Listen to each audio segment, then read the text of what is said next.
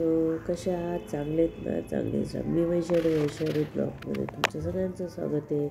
तर आज मी बनवलेले रवा पिठीचे रवा आणि मैद्याचे लाडू आणि तुपाचे. येथे हिवाळा आता थंडी चालू झाली आहे. थंडीमध्ये तूप गूळ या पदार्थ खूप खायला पाहिजे म्हणून मग मी हे बनवलेले आहेत. तुम्ही बघू शकता खूप छान झाले. मी तुम्हाला तोडून पण दाखवलं.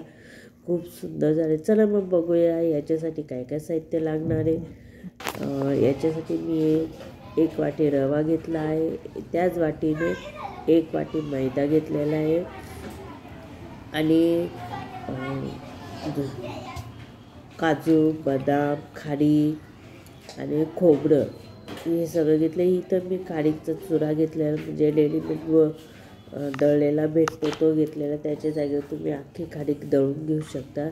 नंतर मग खोबरं आहे आणि नंतर मग तूप आहे. तूप मी आता हे सगळं मी एक अर्धा वाटी घेतलेलं आहे.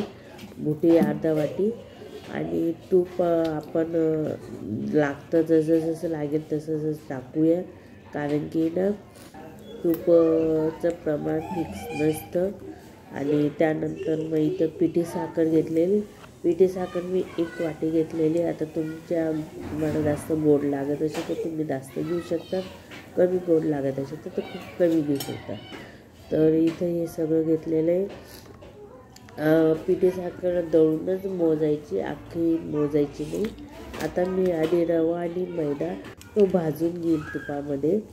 इथं मी कढाई ठेवलेली गरम करायला. कढाई जशी गरम झाली होईल तिथं मी तूप टाकेल. भरपूर तूप टाकायचं, तसं काहीच करायचं नाही. भरपूर तुपामध्ये ते भाजायचं. तुपामध्ये भाजायच्या वेळी तूप जास्त घेतलं तर मग नंतर वरून तूप टाकायची गरज येते. वाटलं तर थोडंफार लागतं. इथं मला ना सर्दी खूप झाली आहे. तर मग मी इथं आता हा रवा आहे. आधी रवा भाजून घेते. रवा चांगला नॉर्मल लालसर होऊ द्यायचा आणि मग तो बंद करायचा. हे बघा इथं मी आता थोडंसं नॉर्मल लालसर होऊ देईल आणि चांगला भाजून घेईल. मध्ये गोठवळ्या दिसत आहेत, त्या गोठवळ्या मी मोडत राहायच्या आणि मस्तपैकी तो रवा आणि भाजून घ्यायचा आपण. आता इथे रवा मी बारीक रवा घेतलेला आहे. अगर तुमच्याकडे जाड रवा असेल तर तो मिक्सरमधून काढून घ्या. 1 फेट मारून घ्यायचा, तो बारीक होऊन जातो. तसं काही नाही, जाड रवा घेतला तरी चालेल, पण तो खूप जाड बी नको पाहिजे.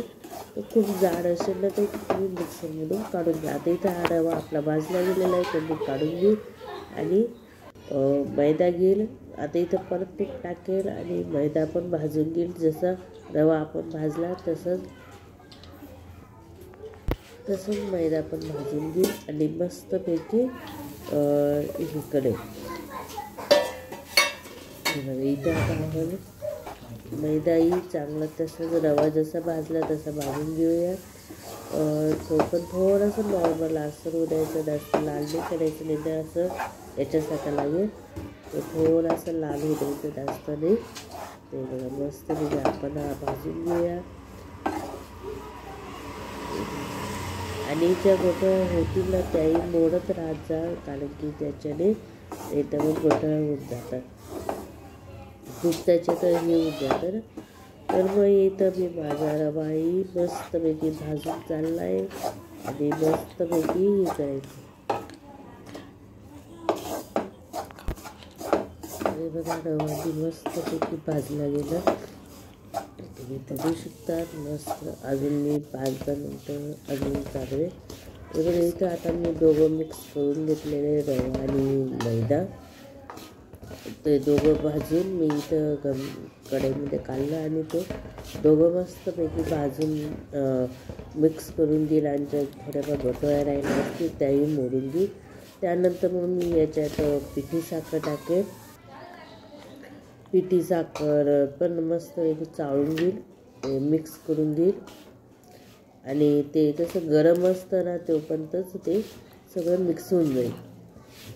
तसं काही नाही, थंड झाल्यावर पण तुम्ही टाकू शकता, तसं काही नाही. ही गरम असतानाच टाकायला पाहिजे. आता हे बघा मी हे पण मिक्स करून घेईल आणि त्यानंतर मग जे आपण बाकीचे साहित्य जसं खोबरं आहे, खोबरं, काळी, काजू, बदाम जेवढे साहित्य आहे ते सगळं मी आता याच्यात टाकून घेईल आणि नंतर सगळं टाकून परत एकदा मिक्स करून घेईल. चांगलं ते सगळे एकजीव व्हायला पाहिजे. आणि आता इथं मी भरपूर काजू बदाम खाली घेतलेली, तुम्ही तुमच्या टेस्ट अनुसार कमी जास्त करू शकता.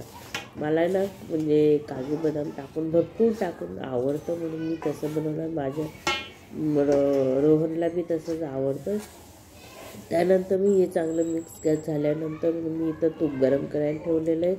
आणि तूप एकदम टाकायचं नाही, थोडं थोडं लागता टाकायचं, कारण की तूप किती लागेल ती प्रमाण नाही आहे, कारण की त्याच्यात जेवढं शोषलं जातं तेवढं जेवढं लागेल तेवढंच टाकायचं. आता मी इथं अर्धा टाकेल, अर्धा राहू देईल. हे बघा एवढं काढून ठेवते अजून. इथं मी हे चांगलं मिक्स करून घेईल आणि नंतर मग आपण परत बांधून बघायचा लाडू की व्यवस्थित बांधला जातो आहे का नाही. नंतर मग अगर नाही बांधला जात असेल तर मग परत आपण थोडंसं तूप टाकू शकतो. हे बघ हे मी आता चांगलं मिक्स करून घेते आणि नंतर हे बघा मी चांगलं मिक्स करून घेतलेलं आहे, तुम्ही बघू शकता.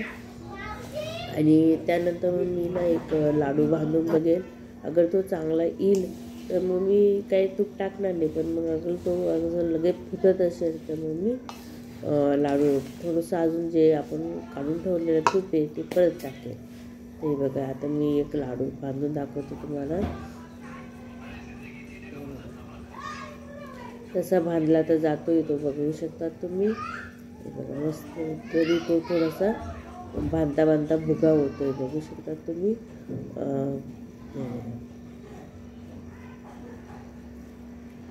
हे बघा मस्तपैकी बांधला गेलेला आहे. पण मग आता मी ना तो थोडासा दाबून बघते की फुटतो का काय. मग अगर हे बघा लगेच फुटून जातो आहे. मग तो जे अजून थोडंसं तुपाची गरज आहे, मी तूप परत गरम करून त्याच्यात थोडंसं टाकेल. थोडंसं टाकेल, एवढं सगळं नाही टाकणार. एवढं टाकेल, बाकीचं टाकून घेते. नंतर मग ना हे पण चांगलं मिक्स करून घेईल आणि मिक्स केल्यानंतर मग परत बांधेल मी.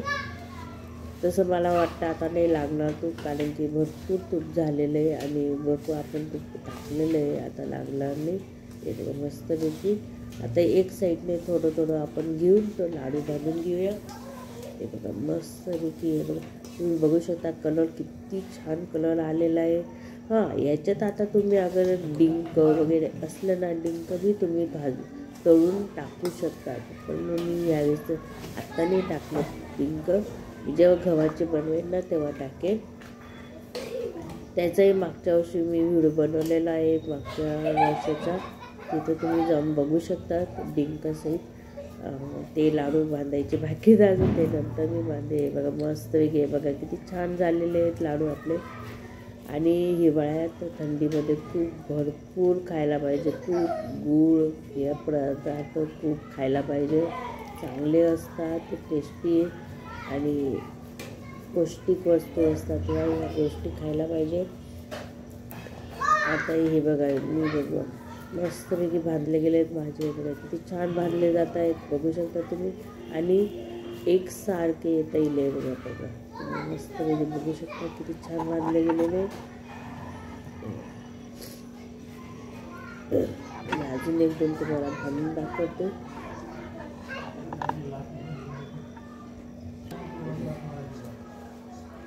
मस्त बांधले जात आहे, तुम्ही बघू शकता. असेच बांधले जायला पाहिजे. जास्त भुगा बी नको व्हायला, जास्त तूप बी नको व्हायला.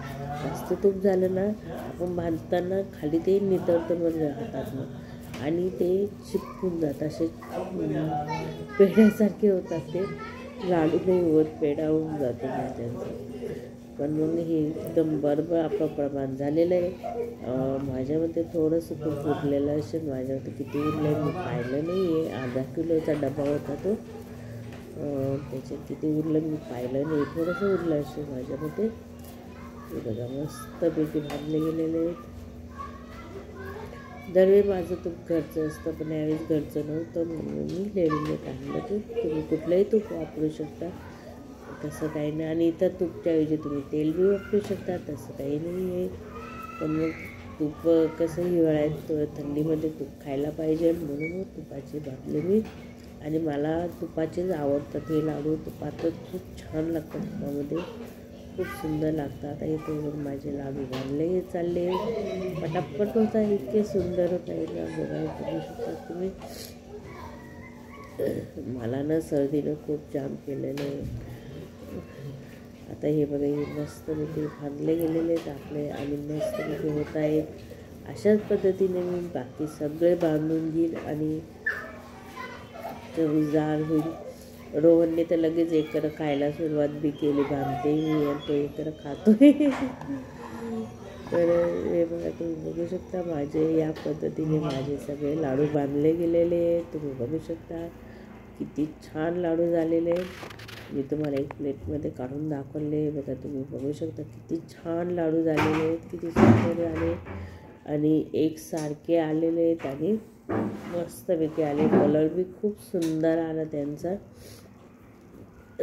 तुम्ही बघू शकता. तर मी एक फोडून दाखवते तुम्हाला, तुम्ही बघा. हे बघा किती छान आलेलं आहे. हे बघा, मी फोडून दाखवलं आहे. तर ही लाडूंची रेसिपी तुम्हाला कशी वाटली मला कमेंट करून नक्की सांगा. आवडलं असेल तर लाईक, शेअर आणि माझ्या सबस्क्राईब नक्की करा. पुन्हा भेटूया पुढच्या व्हिडिओमध्ये. तोपर्यंत बाय. श्री स्वामी समर्थ.